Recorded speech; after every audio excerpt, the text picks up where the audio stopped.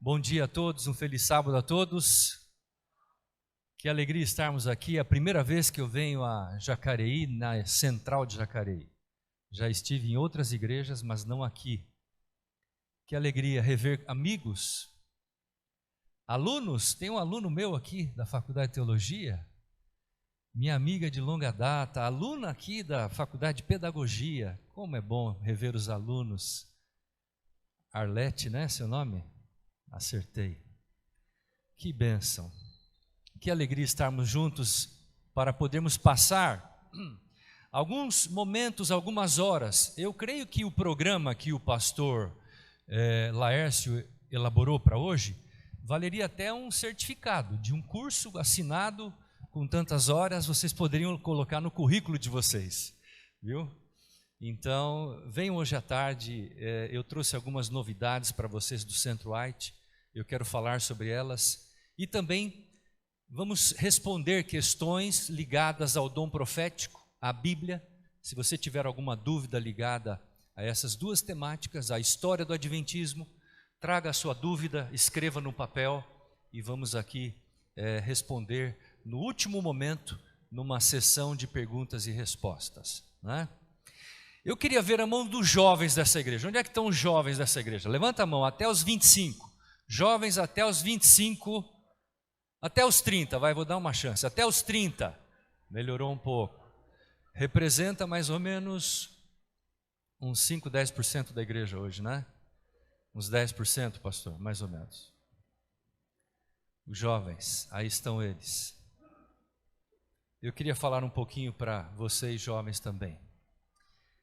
Antes de abrirmos a palavra, feche seus olhos e vamos orar ao nosso Deus. Ó Pai, aqui estamos mais uma vez em Tua santa presença. Tua palavra será aberta nesse momento e nós só queremos ouvir a Tua voz falando ao nosso coração. Abra o nosso entendimento, abra a nossa alma, o nosso ser, para que ao ouvirmos a Tua palavra ela possa transformar a nossa vida. Que o Teu Espírito esteja aqui entre nós, pois nós oramos assim em nome de Cristo Jesus. Amém. Quero convidá-lo para que você abra a sua Bíblia no livro de Isaías. Isaías capítulo 1. Deixe a sua Bíblia aberta. Isaías capítulo 1.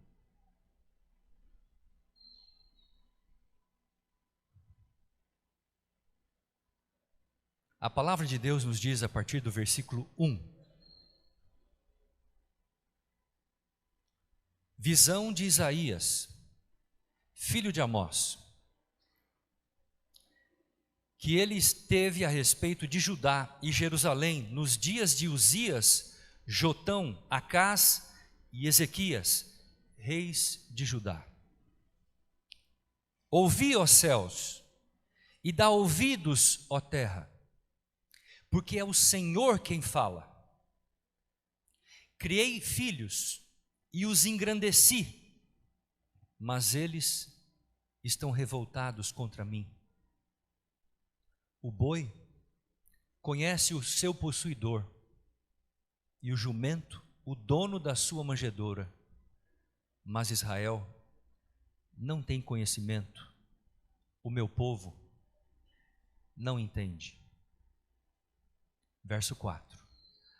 Ai desta nação pecaminosa, povo carregado de iniquidade, raça de malignos, filhos corruptores, abandonaram o Senhor, blasfemaram do Santo de Israel, voltaram para trás. Verso 9. Se o Senhor dos exércitos não nos tivesse deixado alguns sobreviventes, já nos teríamos tornado como Sodoma e Gomorra. Verso 11. De que me serve a mim a multidão dos vossos sacrifícios? Diz o Senhor. Estou farto dos holocaustos de carneiros e da gordura de animais cevados. E não me agrado do sangue de novilhos, nem de cordeiros, nem de bodes. Verso 12. Quando vindes para comparecer perante mim, quem vos requereu só pisares os meus átrios? Verso 15. A palavra de Deus nos diz: pelo que quando estendeis as mãos, escondo de vós os olhos, sim, quando multiplicais as vossas orações, não as ouço, porque as vossas mãos estão cheias de sangue. Lavai-vos, purificai-vos, tirai a maldade de vossos atos de diante dos meus olhos. Cessai de fazer o mal, aprendei a fazer o bem, atendei à justiça, repreendei ao opressor e defendei o direito do órfão e pleiteai a causa das viúvas.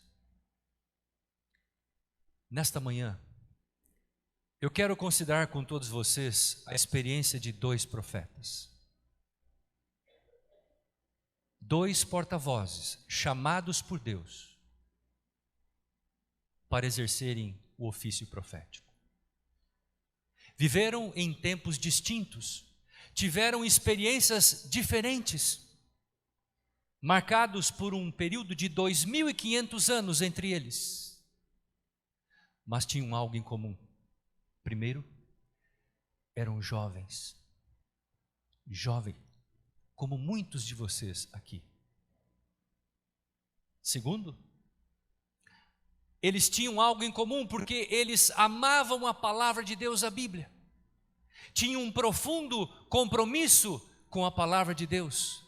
Viviam por ela, pregavam ela, testemunhavam dela. Terceiro, eles ficaram conhecidos como profetas messiânicos. Por quê? Porque a vida inteira de ambos os profetas foi anunciar a vinda do Messias. O primeiro deles já foi introduzido, Isaías. Isaías viveu num dos períodos mais críticos da história do povo de Israel. E ele foi chamado por Deus para profetizar para Judá, o sul de Israel. Isaías, chamado por Deus, quando Deus o chamou, sua nação estava em profundo estado de pecado, de perdição, a ponto dele comparar o povo com Sodoma e Gomorra.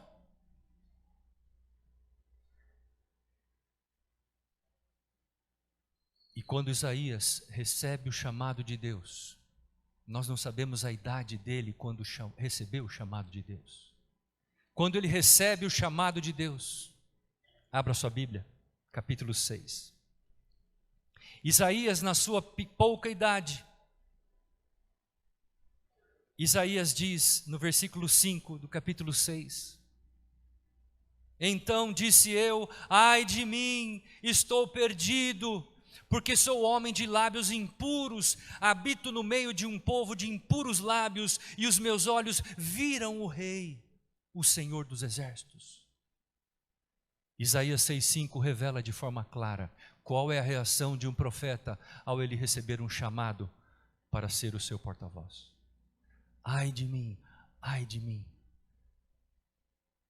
Isaías se sentia muito pequeno, muito incapaz para essa finalidade, para esse ofício que Deus o chamara. Mas Deus coloca diante dele uma tarefa. E lá no versículo 8 do capítulo 6 ele diz: depois disso ouvi a voz do Senhor que dizia, a quem enviarei e quem há de ir por nós? Disse eu, eis-me aqui, envia-me a mim. E o verso 9, então disse Deus para ele, vai e dize a este povo, ouvi e não entendais, vede, mas não percebais. Queridos, o ministério de Isaías não foi um ministério simples e fácil. Logo no capítulo 1, Isaías se aproxima do povo e ele, com graça, com misericórdia, com lágrimas em seus olhos, ele chama o povo. Abra sua Bíblia, volte para o capítulo 1, eu quero ler um texto especial, versículo 18 do capítulo 1. Isaías aparece ao povo e, com lágrimas nos olhos, vendo a condição espiritual daquele povo, olha o que ele diz: vinde, verso 18, vinde, pois, e arrazoemos, diz o Senhor, ainda que os vossos pecados sejam como a escarlata, eles se tornarão brancos como a neve, ainda que sejam vermelhos como o carmesim, se tornarão como a lã. Verso 19, se quiserdes e me ouvirdes, comereis o melhor desta terra, mas se recusardes e fordes rebeldes, sereis devorados à espada, porque a boca do Senhor o disse. Amigos, os profetas, eles eram os evangelistas daquele tempo. Normalmente, quando Deus chamava um profeta, Deus colocava diante dele um desafio tremendo. Não era fácil aceitar um desafio quando Deus chamava alguém para uma missão profética. E normalmente o profeta é chamado em períodos de crise, no caso de Davi, uma crise profunda. O povo estava imerso em vários pecados: orgulho, ganância. Mas o mais profundo pecado, o mais maligno de todos os pecados, era o mais ofensivo pecado que nós podemos cometer diante de Deus. Qual é o pecado que mais ofende a Deus? Quem sabe? Qual é o pecado que mais ofende a Deus?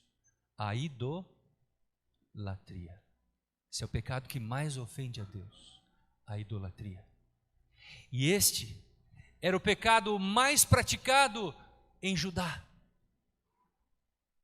O povo estava, depois de ter feito várias alianças com as nações pagãs vizinhas, trouxeram os seus deuses para dentro da geografia de Judá. E ali haviam dois deuses que eram os mais adorados por aquele povo de Israel. Quais eram eles? Nabu e Marduk. Nabu e Marduk eram deuses da nação síria. Eles haviam agora trazido esses dois deuses para dentro do território de Judá e estavam agora prestando culto a esses deuses.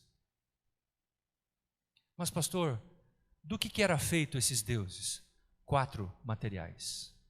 Esses deuses eram feitos, confeccionados de madeira, feno, de madeira, de barro, de metal e de palha. Madeira, metal e depois barro e palha. 4 tipos de deuses. Esses deuses, eles eram feitos de vários tamanhos: deuses pequenos, deuses médios e deuses grandes que eram colocados sobre as colinas. Alguns deles ficavam à vista de toda a nação. E esses deuses eram adorados por onde quer que as pessoas estivessem. E esses deuses, meus queridos, começaram agora a tomar conta daquela nação. Aquela nação começou a idolatrar esses deuses, ofendendo a Deus, ofendendo o coração daquele que havia fundado esta nação, fundado este povo. Isaías, sentindo o povo, sentindo a pecaminosidade daquele povo, leva o povo a palavras profundas de sabedoria. Abra sua Bíblia.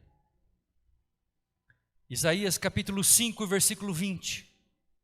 Aqueles deuses haviam anestesiado a cabeça do povo. Aqueles deuses haviam amortecido o senso e o espírito de discernimento entre o que era bom e o que era mal. E agora, olha o que diz o texto, verso 20 do capítulo 5.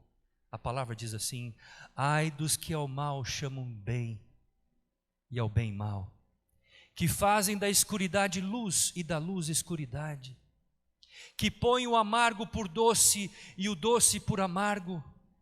E agora, olha o verso 21. Ai dos que são sábios aos seus próprios olhos e prudentes em seu próprio conceito. Aqueles deuses haviam invertido o polo, haviam anestesiado a capacidade de discernimento entre o que era bom e o que era mal, entre o que era doce e o que era amargo. Em um dado momento, Isaías se refere a esses deuses. Abra sua Bíblia comigo, Isaías 42. Isaías 42. Isaías aqui, ele revela qual seria o destino desse Deus, quais seriam os destinos daqueles que adoravam esses deuses. E a palavra nos diz assim, Isaías 42, o verso 17, e a palavra diz assim: tornarão atrás e confundir-se-ão de vergonha os que confiam em imagens de escultura, e as imagens de fundição dizem: vós sois o quê? Nossos deuses. O povo chegou a esse ponto.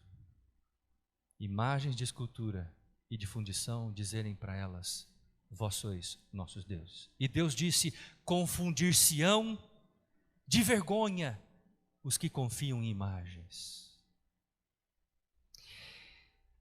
Eu queria agora introduzir o segundo personagem do estudo desta manhã, da mensagem desta manhã. 2.500 anos no tempo à frente, chegamos próximo ao período de 1844. Era uma tarde, uma jovem amiga chamada Elizabeth encontra-se com Ellen e lhe faz um convite dizendo: amiga, vamos à minha casa, porque hoje nós vamos ter um grupo de oração e estudo da palavra. Havia muito isso naquele tempo. Jovens se uniam e se reuniam para estudar a Bíblia. Passavam horas estudando a Bíblia, cantando, orando e testemunhando. Os jovens tinham essa prática naquele período da história. E essa amiga convidou aquela jovem. Aquela jovem tinha 17 anos. Ela não tinha a menor chance de atender o convite de sua amiga Elizabeth. Ela então lhe respondeu dizendo: amiga, se Deus me der forças, eu vou. Foi tudo o que ela disse. Passado o período de horas, algumas pessoas tomaram aquela jovem de 17 anos e a levaram até a casa de sua amiga. Chegando à casa de sua amiga, batendo a porta, todos tomaram de surpresa, e eles então começaram a orar, como conhecemos muito bem essa história, e por um momento, naquele contexto, Deus aparece àquela jovem com uma visão. E eu queria parar aqui um minutinho, queridos, para a gente pensar um pouco sobre esta visão. Porque você estudou na lição da Escola Sabatina de hoje as profecias bíblicas de Daniel e Apocalipse. Às vezes temos alguma dúvida em relação ao surgimento da igreja cristã, da igreja adventista do sétimo dia, deste movimento profético.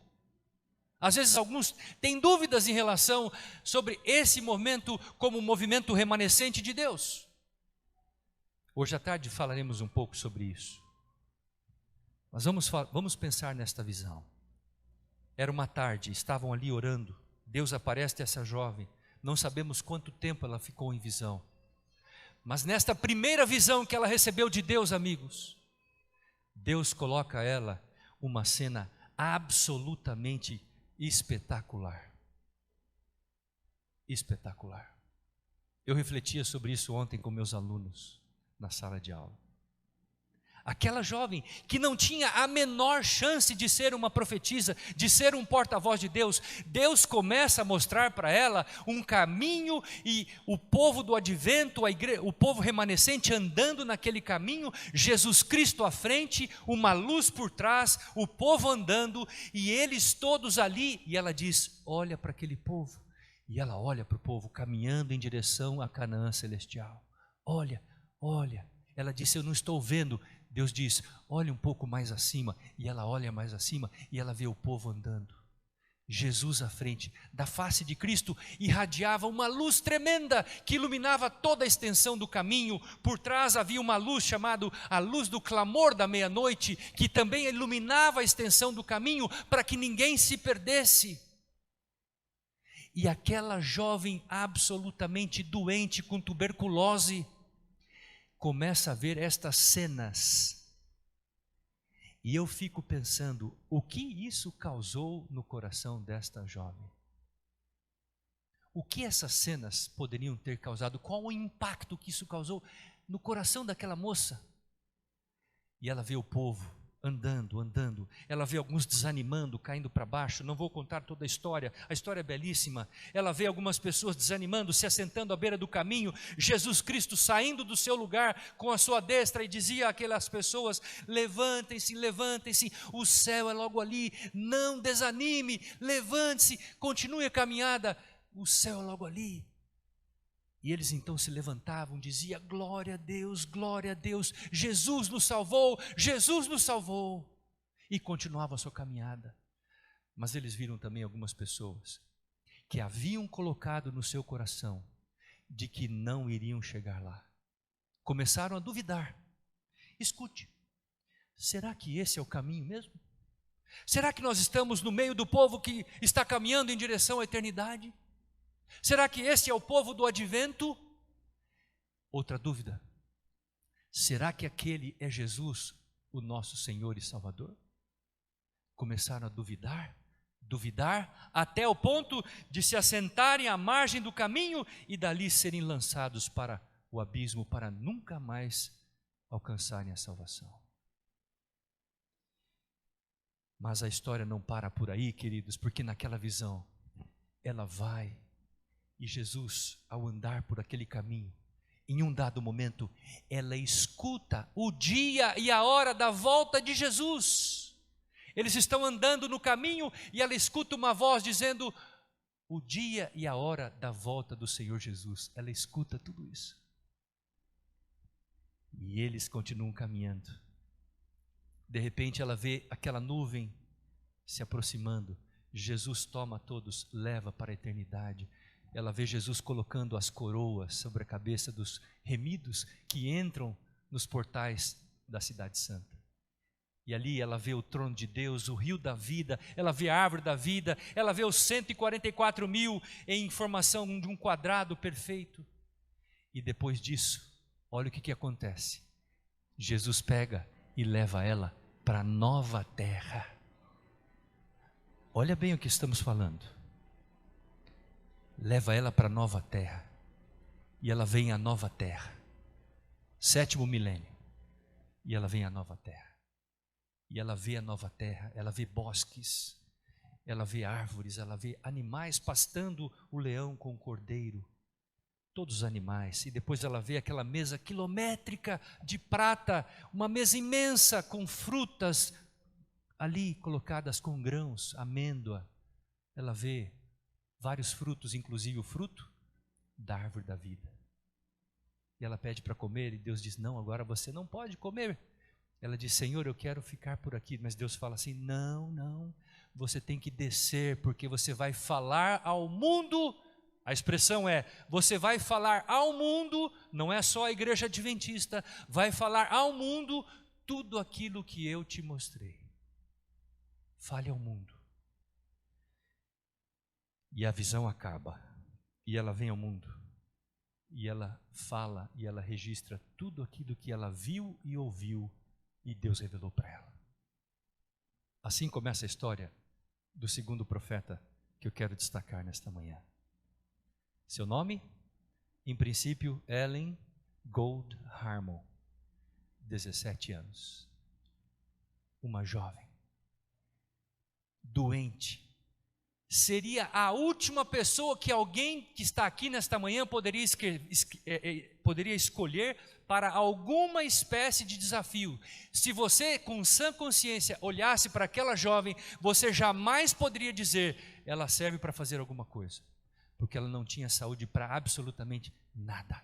Ela mal conseguia andar, carregar o seu corpo, mal conseguia fazer isso.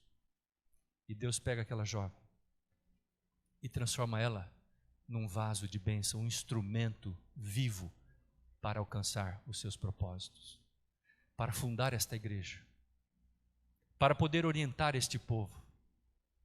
Mas, queridos, eu queria fazer uma pergunta a vocês. Será que hoje há algum ídolo, algum Deus entre nós, o povo remanescente, que esteja impedindo-nos de enxergar todo o quadro, enxergar toda a gravura, a moldura daquilo que Deus estabeleceu dentro do campo profético?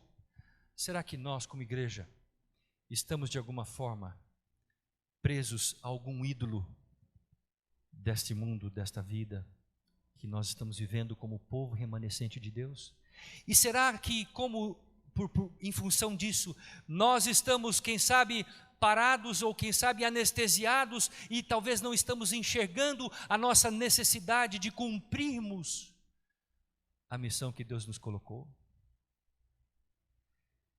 Será que esses ídolos têm anestesiado a nossa mente e estamos invertendo e talvez considerando aquilo que é bem e considerando o que é mal? Trocando o mal por bem e o doce por amargo, a luz pelas trevas e as trevas pela luz. Estamos impedindo de enxergar a realidade conforme a revelação de Deus e sua palavra.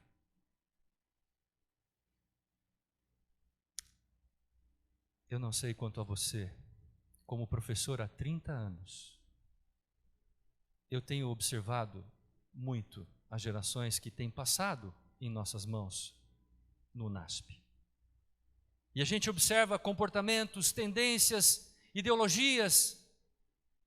A gente observa uma série de situações que são realidade do cotidiano, parte do cotidiano da vida da sociedade, da vida dos nossos alunos, da vida das nossas famílias.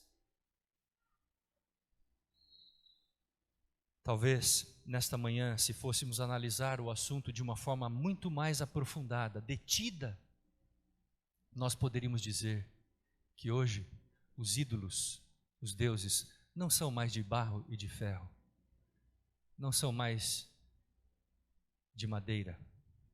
É possível que nós chegaríamos à conclusão que hoje os ídolos são ídolos virtuais. E é possível dizer que esses ídolos estão impedindo, estão criando um obstáculo para que nós possamos compreender o amor de Deus, a graça de Deus, o plano estabelecido por Deus através da sua palavra, a Bíblia. Impedindo-nos de nós nos engajarmos, de nós nos comprometermos com a missão da igreja e concluirmos a pregação do Evangelho em toda a terra, para que Jesus Cristo possa voltar. Esses dois profetas, amigos, pregaram a vinda do Messias, mas nenhum dos dois teve a oportunidade de vê-lo voltando nas nuvens dos céus. O registro deles está anotado aqui na palavra de Deus, mas eles não viram o maior sonho, a maior de todas as profecias bíblicas se cumprir. Esse era o grande sonho deles, ver Jesus Cristo voltando. Como foi também o grande sonho de Daniel, quando ele recebeu a profecia de Daniel 8,14. Até 2.300 tardes e manhãs, e o santuário será purificado. Mas ele não viu. Jesus disse para ele, fecha, sela a profecia, porque isso é para o tempo do fim. E eu quero fazer uma pergunta a você nesta manhã. Até quando nós vamos escutar essa mesma afirmação? Até quando nós vamos estar aqui pregando deste púlpito Até quando os pastores, os anciãos estarão conduzindo esta igreja, a minha igreja? Até quando nós estaremos falando do amor, da graça de Cristo ao mundo? Até quando? Jesus convida você e eu, amigos, nesta manhã, a nós reconsagrarmos a nossa vida a Ele. A nós fazermos uma avaliação completa em nossa caminhada cristã. Em nós pararmos para poder refletir sobre como estamos conduzindo a nossa vida cristã. O que estamos fazendo com o tempo que temos disponível? Como temos gasto o nosso tempo dedicado aos entretenimentos?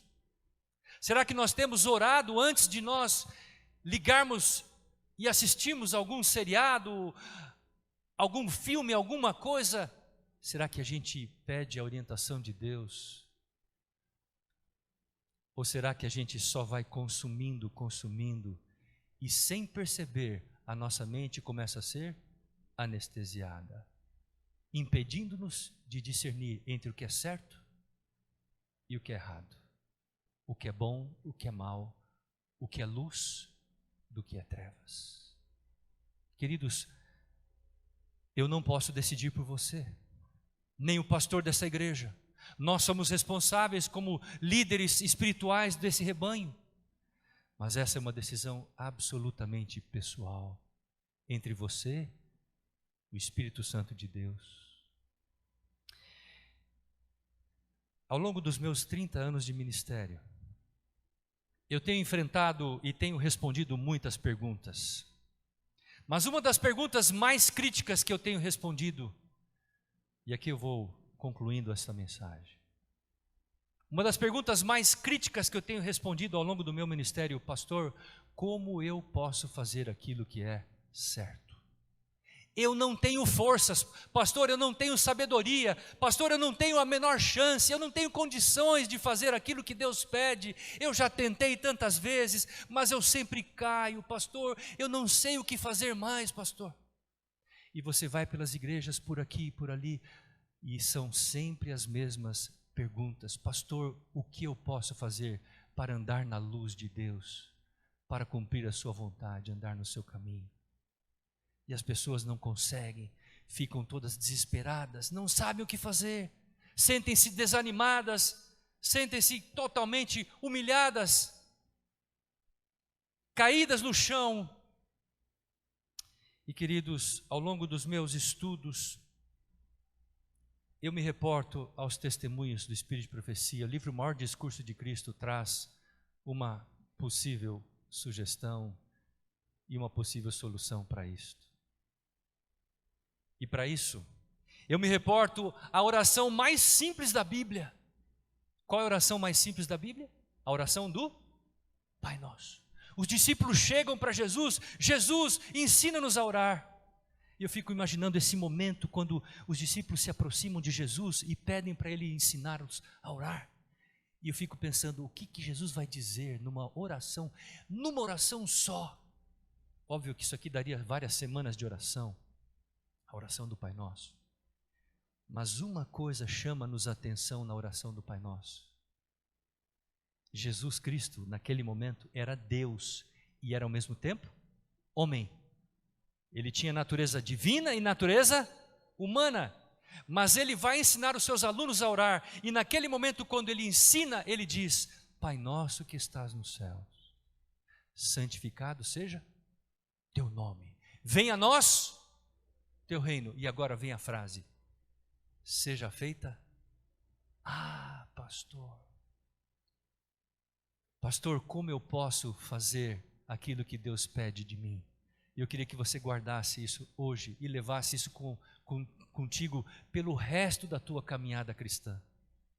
A oração de Jesus nesta frase nos ensina: Pai, seja feita a tua vontade. Veja, Jesus Cristo era, ele poderia ter vivido pela sua própria força, poder, pela sua própria capacidade divina, mas ele não ousou usá-la. Ele simplesmente disse: Pai, seja feita a tua vontade e não a minha vontade. Ele não confiou na sua própria natureza, ele confiou tudo o que ele tinha e deixou tudo sob o controle de Deus. Que lição poderosa.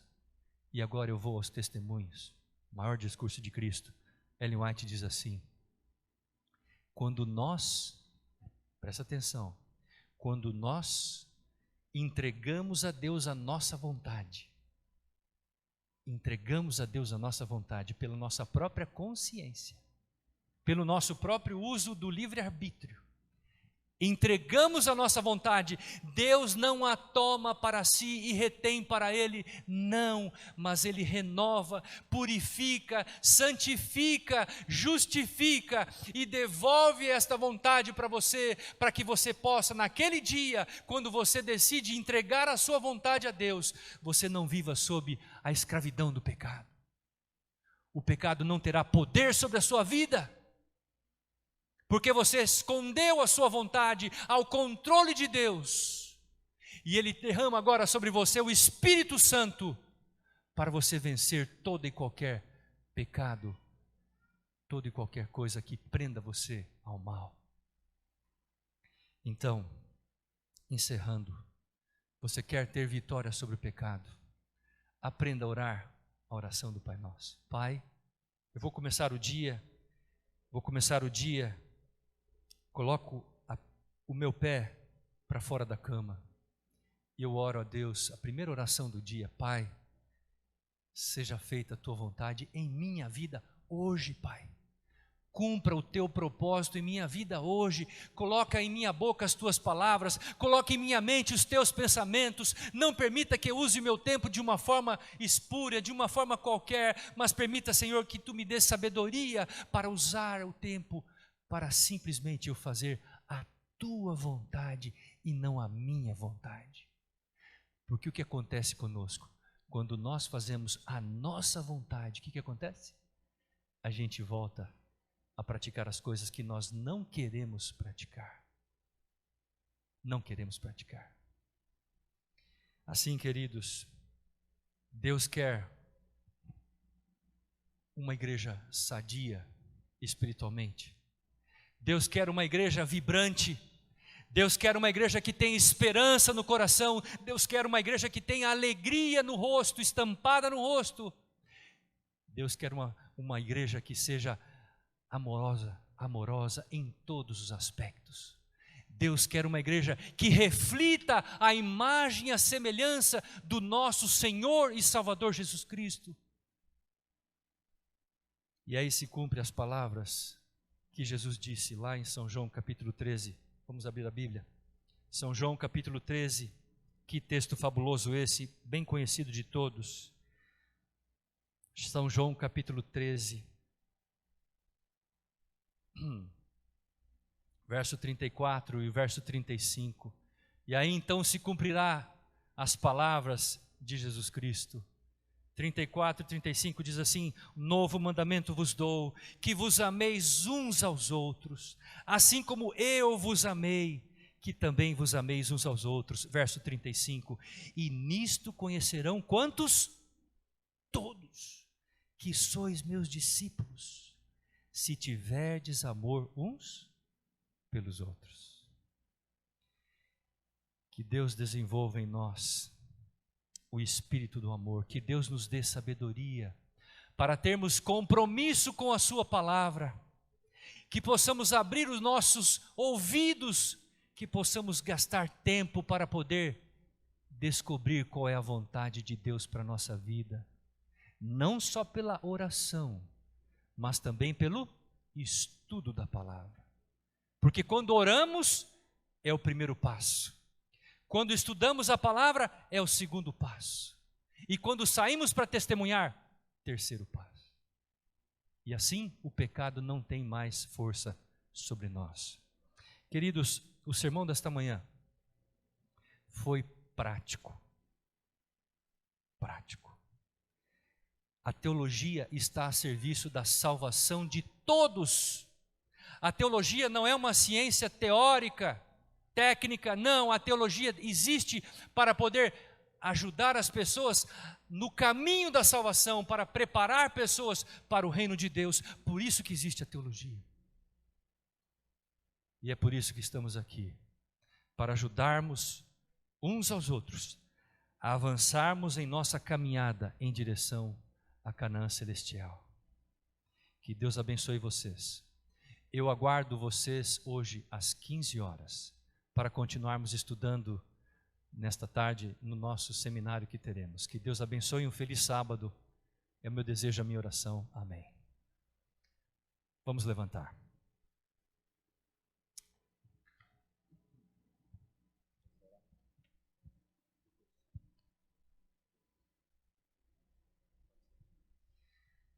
Maravilhoso Deus, obrigado pelos momentos que passamos em Tua casa de oração.